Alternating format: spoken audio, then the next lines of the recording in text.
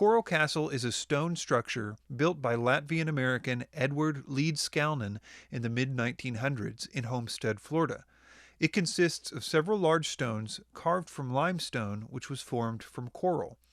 There is a lot of speculation as to how exactly Leedskalnin built this structure. This is partly because Leedskalnin himself was pretty vague when he was asked how he did it. This has led a lot of people to believe that Edward Leedskalnin knew some kind of ancient secret of how to levitate rocks or something similar. There are several points of interest regarding Coral Castle that I will discuss in this video. Number 1. How did Edward Leedskalnin lift, move, and carve such heavy stones? Number 2. What's the deal with this mysterious black box seen in pictures? Number 3. What was the odd-looking circular object that many speculate was a power source for Coral Castle? Number 4. How did he make a large stone door move with the slightest touch? Number 5. What were the numbers inscribed on this stone? And number 6. Why was he so vague about his technique? Let's start with the question, how did Leedskalnin lift the stones? Well, believe it or not, there are actually pictures and even a very recently found little-known short film showing him using a heavy lifting tripod or teepee lift with a block and tackle hand chain hoist to lift the stones. The tripod and hoist method using large logs was a very common method of lifting heavy objects at the time that Leedskalnin built Coral Castle. In fact, this method is still in use today. These days, lifting tripods are still made with logs, but the commercial ones are made with steel or aluminum. The hoists that Leedskalnin is shown using are really typical hand chain hoists, sometimes called a block and tackle or chain fall, and some of the hoists are still in the tool shed at Coral Castle. A chain hoist is operated by hand. An operator will easily pull down on one side of the chain loop. This chain loop is smaller than the actual lifting chain, which is in the middle of the hoist, since the hand chain doesn't actually have to do any lifting. It's only attached to a wheel which connects to the gear housing. This will turn a pulley mechanism inside the chain hoist housing. When this pulley turns, it will lift up the end of the other, much larger chain, which usually has a hook on the end.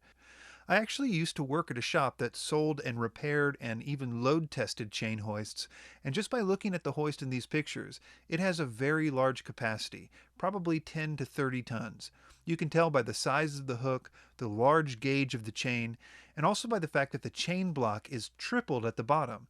This is a method only found in large capacity chain hoists. The pulley at the bottom of the hoist doubles the capacity of the hoist for every chain. In this case, there are 3. It should also be noted that in the pictures of Ed using the tripod, you can see that he's actually using 2 hoists, which would again double the capacity he was able to lift. In the video, you can actually see Ed lifting a 15-ton stone with only 1 hoist. The largest stone at Coral Castle was about 30 tons. Even if we assume that the hoist he was using in the video was only 15 tons, he could have simply added another hoist, as seen in the still pictures, to lift the 30-ton stone. It should be noted, however, that the largest stones at Coral Castle are sitting on the ground and probably didn't need to be lifted off the ground, but rather just stood up on their ends, which means that the full 30-ton capacity wouldn't even be needed. This also explains the box at the top of the tripod, which much has been made about. This box served 2 purposes. It helped to secure the 3 beams of the tripod, and it also contained the shackle with which to attach the chain hoist. With modern metal tripod gantries, the same purpose is achieved by welding a metal plate to the top of the beams as seen in the picture below. How did Leedskalnin move the stones from the quarry to the site? Here again, we're helped by this amazing new video recently uncovered. In this short film, it shows Leedskalnin using a technique that is used by many machinery movers today. He's using a chain, ratchet, and a system of rollers. This method could easily move even the largest stone at Coral Castle with minimal effort.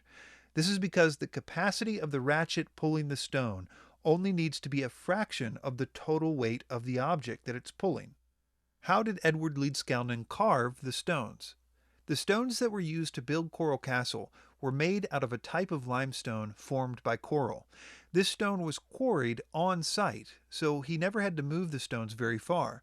The stone is actually relatively easy to quarry since the particular type of stone was very brittle and therefore easy to chip away from the bedrock. According to James Miller, a tour guide at Coral Castle, after removing the stone from the quarry, it was carved using a chain with teeth, much like a chainsaw blade. The quarrying and carving of the stone is not usually disputed since there's nothing very mysterious about it other than the fact that it would take a great deal of patience. But considering that Leedskalnin worked on the site more or less continually for over 28 years, we can see that if nothing else, Leedskalnin was a patient man. What was the odd-looking circular object that many people speculate was the power source for Coral Castle?